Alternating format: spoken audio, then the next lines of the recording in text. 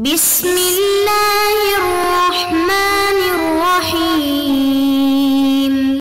السلام علیکم ورحمۃ اللہ وبرکاتہ۔ بسم اللہ الرحمن الرحیم۔ عزیز طلباء اکرام، ایم.اے. اسلامیات کے مضمون تاریخ اسلام کا آج ہمارا سبق نمبر 67 ہے، جس کا عنوان ہے عہد بنو امیہ اور عہد بنو عباسیہ کے فرقے، یعنی ان دونوں زمانوں میں، یعنی بنو امیہ کے دور میں اور بنو عباس کے دور میں کون کون سے فرقے ظاہر ہوئے تھے۔ تو انشاءاللہ ہم ان فرقوں سے متعلق مختصر تفصیلات ذکر کریں گے۔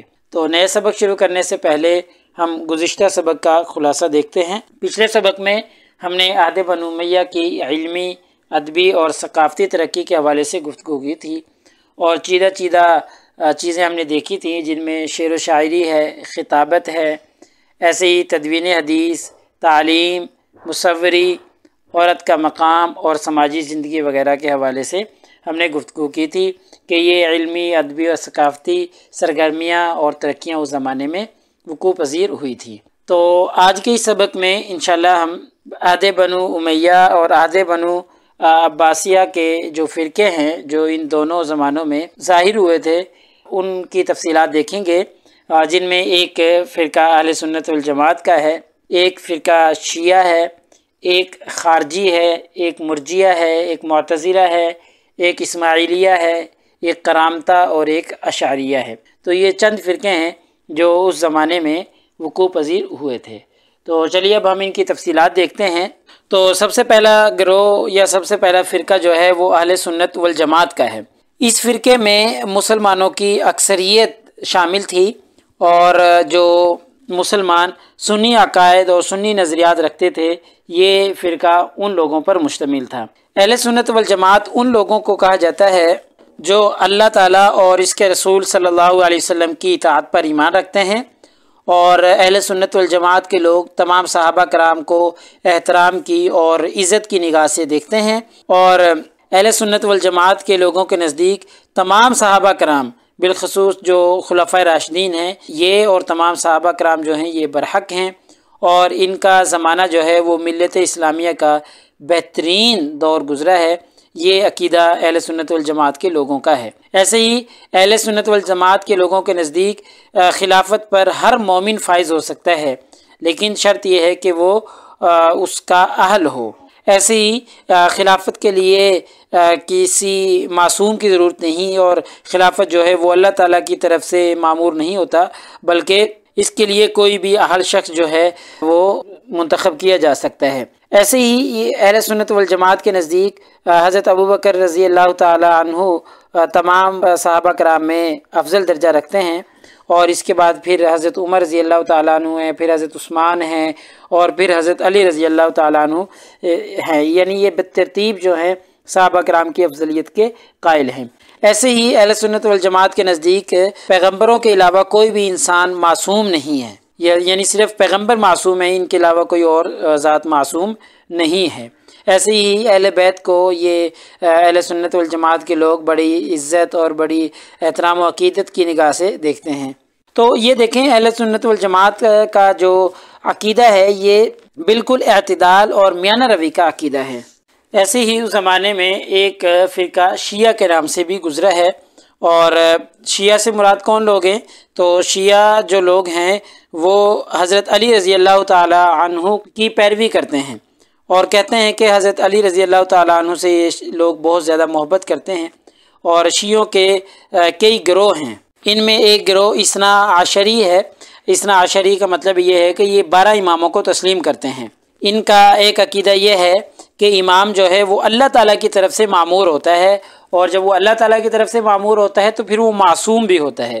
گویا ان کا کہنا ہے کہ امام جو ہوتا ہے وہ معصوم عن الخطا ہوتا ہے۔ اور ان کے نزدیک ایک عقیدہ یہ بھی ہے کہ امامت اور جو خلافت ہے یہ صرف اہل بیت تک محدود ہے، اہل بیت کے علاوہ کوئی خلیفہ اور کوئی امام نہیں بن سکتا۔ ایسے ہی ان کا ایک عقیدہ یہ بھی ہے کہ جو خلیفہ ہے وہ اللہ تعالیٰ کی طرف سے بھیجا جاتا ہے، لہٰذا خلیفہ جو ہے وہ مسلمانوں کے انتخاب سے نہیں بن سکتا، یا جمہور مسلمان آپس میں کسی ایک کو خلیفہ چن لیں تو مسلمانوں کے چننے سے نہیں بنتا، بلکہ وہ اللہ تعالیٰ کی طرف سے بھیجا جاتا ہے، اللہ تعالیٰ کی طرف سے مامور ہوتا ہے اور وہ معصوم عن الخطا ہوتا ہے۔ تو یہ اثنا عشری جو گروہ ہے ان کا ایک نظریہ ہے۔ ایسے ہی ان گروہوں میں سے ایک گروہ خوارج یا خارجی کے نام سے بھی ہے۔ ان کو خوارج یا خارجی اس لیے کہا جاتا ہے کہ انہوں نے مسلمانوں کے اور حضرت علی رضی اللہ تعالیٰ عنہ کے خلاف خروج کیا تھا، اور اس وجہ سے ان کو خوارج یا خارجی کہا جاتا ہے۔ ان کے نزدیک جو بھی کبیرہ گناہ کا مرتکب ہو جاتا ہے وہ کافر ہو جاتا ہے اور وہ ہمیشہ ہمیشہ جہنم میں رہے گا، یہ ان کا ایک عقیدہ ہے۔ انہوں نے حضرت علی رضی اللہ تعالیٰ عنہ سے خروج کیا تھا اور ان کے خلاف ہو گئے تھے، کیونکہ حضرت علی رضی اللہ تعالیٰ عنہ نے خلافت کے معاملہ پر حضرت امیر معاویہ رضی اللہ تعالیٰ عنہ سے معاہدہ کیا تھا اور ثالثی مقرر کیا تھا۔ جیسے ہی انہوں نے ثالث مقرر کیا تو انہوں نے پھر حضرت علی کے خلاف خروج کیا کہ جی حضرت علی نے ثالث مقرر کر کے گناہ کبیرہ کیا ہے، جب گناہ کبیرہ کیا ہے تو یہ معصوم نہیں رہے، ان سے غلطی ہوگی، گناہ کبیرہ ہو گیا۔ اور ان کے نزدیک جس سے گناہ کبیرہ ہو جائے یا جو بھی دینی معاملات میں انسان کو حاکم بنا لے وہ کفر ہوتا ہے، اور کفر کی وجہ سے انسان واجب القتل ہو جاتا ہے۔ تو یہ ان کے نظریات تھے، عقائد تھے، اور یہ حضرت علی رضی اللہ تعالیٰ عنہ کے خلاف نکلے تھے۔ ایسے ہی اس زمانے کا ایک فرقہ معتزلہ کے نام سے بھی ہے۔ یہ معتزلہ جو ہے ایک عقلیت پسند فرقہ تھا، اور اس کا جو بانی ہے وہ واصل بن عطا تھا، اور ان کے عقائد میں سے ایک عقیدہ یہ ہے کہ قرآن جو ہے نعوذ باللہ وہ مخلوق ہے، اور ان کا ایک عقیدہ یہ بھی ہے کہ توحید جو ہے وہ عقلاً معلوم کی جا سکتی ہے۔ ان کا ایک عقیدہ یہ بھی ہے کہ گناہ کبیرہ کا جو مرتکب ہے وہ کافر ہے۔ اس طرح کے ان کے اور بھی بہت سے عقائد ہیں۔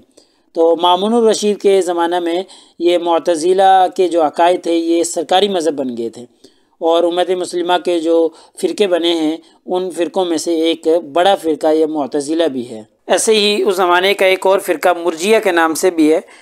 مرجیہ کے کچھ عقائد اس طرح ہیں کہ ان کا کہنا ہے کہ صرف ایمان ہی نجات کے لیے کافی ہو جائے گا، اعمال صالحہ کی ضرورت نہیں ہے۔ اور ایک عقیدہ ان کا یہ بھی ہے کہ کوئی بھی انسان جو مسلمان ہے، جو اللہ تعالیٰ کو ایک مانتا ہے، وہ کبھی بھی جہنم میں نہیں جائے گا اگرچہ وہ کتنے مرضی گناہ کر لے۔ یعنی ان کے نزدیک صرف ایمان ہی کافی ہے، اور ان کے نزدیک اعمال کی ضرورت نہیں ہے، اعمال انسان کو کوئی فائدہ نہیں پہنچاتے۔ ایسے ہی تقدیر کے بارے میں بھی یہ انتہا پسندی کا شکار ہو گئے تھے، اور تقدیر کو بھی اسلامی اصولوں کی روشنی میں نہیں دیکھتے تھے۔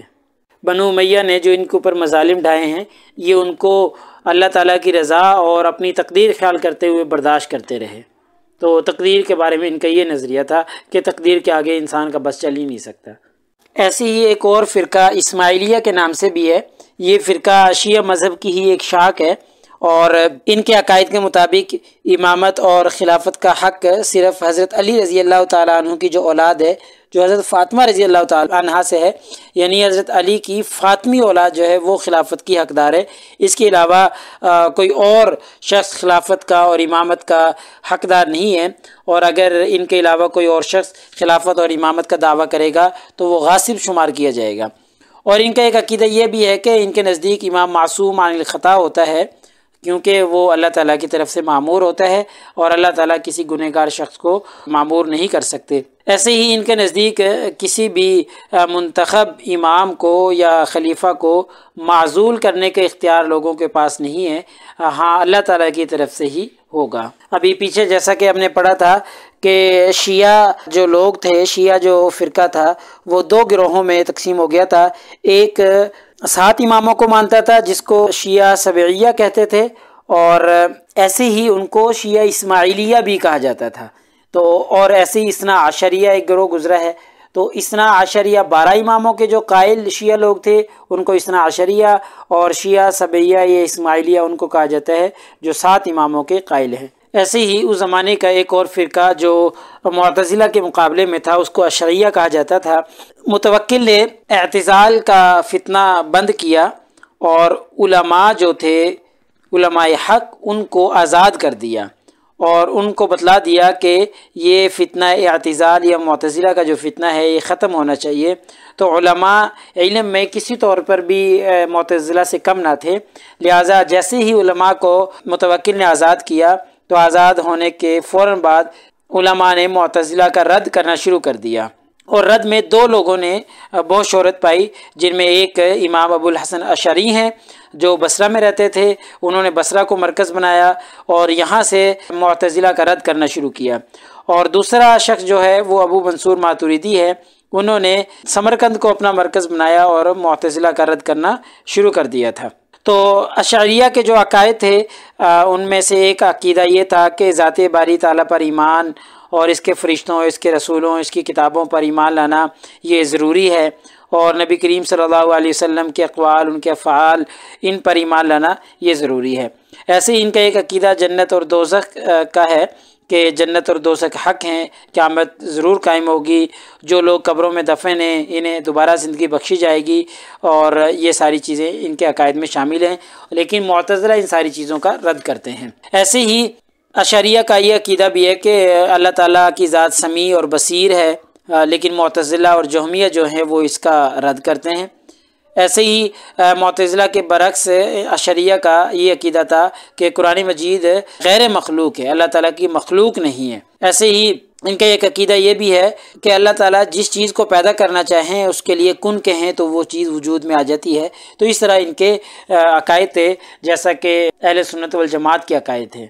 ऐसे ही एक और फ़िरका करामता के नाम से भी था। ये बातनी फ़िरका की एक शाख है और इसके जो बानी है उनका नाम है हमदान। चूँकि इस हमदान का लक़ब करामता था, इसी की तरफ निस्बत करते हुए इस फ़िरका को भी करामता कहा जाने लगा। इसने कूफा में अपने अकायद और अपने नज़रियात की तबलीग करना शुरू कर दी थी। इसका जो अहम नारा था वो ज़री इश्तराकियत का नारा था कि ये ज़री इश्तराकियत का प्रचार करना चाहता था, और उमरा और जो जागीरदार थे इस तबके ने काश्तकारों पर, ग़ुलामों पर और निचले दर्जे के जो लोगों पर जुल्म व ज़्यादतियाँ कर रखी थीं, उनको अपने जुल्म और अपनी ज़्यादती का निशाना बना रखा था। तो उनके हक़ में इसने आवाज़ उठाई और उन दुखी इंसानों को, उन ग़ुलामों को, उन निचले दर्जे के लोगों को इसने ये यकीन दिलाया कि तुम भी इन जायदादों में, इन उमरा के मालों में बराबर के शरीक हो। तो ये एक करामता के नाम से उस वक़्त का एक फ़िरका है। बाद में फिर इन करामतियों ने अपने अकायद के मुताबिक लूट मार शुरू कर दी थी, अपना हक़ समझ कर, हत्ता कि हज के जो काफ़िले होते थे उनको भी लूट लेते थे और उनसे मालो दौलत छीन लेते थे और समझते थे कि ये हमारा हक़ है। तो लिहाजा हमारे आज के इस सबक का ख़ुलासा निकला कि आज के इस सबक में हमने अहद बनु उमय्या और अहद बनु अब्बास के दौर के जो फ़िरके हैं उन फ़िरक़ों के बारे में गुफ्तगू की है। उन फ़िरक़ों में से चंद पर हमने तबसरा किया, जिनमें अहले सुन्नत वल जमात एक फ़िरका था। ऐसे शिया, खारजी, मुअतज़िला, मुर्जिया, इस्माइलिया, करामता और अशअरिया वगैरह, इन फ़िरक़ों से मुतालिक हमने बुनियादी मालूमात फ़राहम करने की कोशिश की है। तो पेपर में पूछे जाने वाले सवालात से मुतालिक अगर हम गुफ्तगू करें तो सवाल किसी भी स्टेटमेंट के साथ पूछा जा सकता है। एक सवाल तो अमूमी है कि अहद बनु अब्बास के, अहद बनु उमय्या के फ़िरक़ों के बारे में तफसीलात तहरीर करें, ये तो अमूमी सवाल है। और वैसे किसी एक फ़िरके के बारे में भी सवाल पूछा जा सकता है, किसी एक फ़िरके पर भी नोट लिखने का सवाल हो सकता है, तो वो ख़ुसूसी सवाल हो सकता है। बहरहाल चंद फ़िरक़ों का तज़किरा हमने किया है। तो अगले सबक नंबर 68 में इंशाल्लाह हम इसी तरतीब से आगे चलते रहेंगे और अगला हमारा उन्वान होगा सलीबी जंगों के असबाब, कि सलीबी जंगें क्यों वक़ूअ पज़ीर हुई, उनके असबाब क्या थे। जज़ाकुमुल्लाहु खैर। अस्सलामु अलैकुम व रहमतुल्लाहि व बरकातुहू। अल्लाह पाक आप सब लोगों का हामी व नासिर हो। अगले सबक तक इजाज़त चाहता हूँ। अल्लाह ताला आप सब लोगों को कामयाबियाँ और तरक्कियाँ नसीब फरमाए।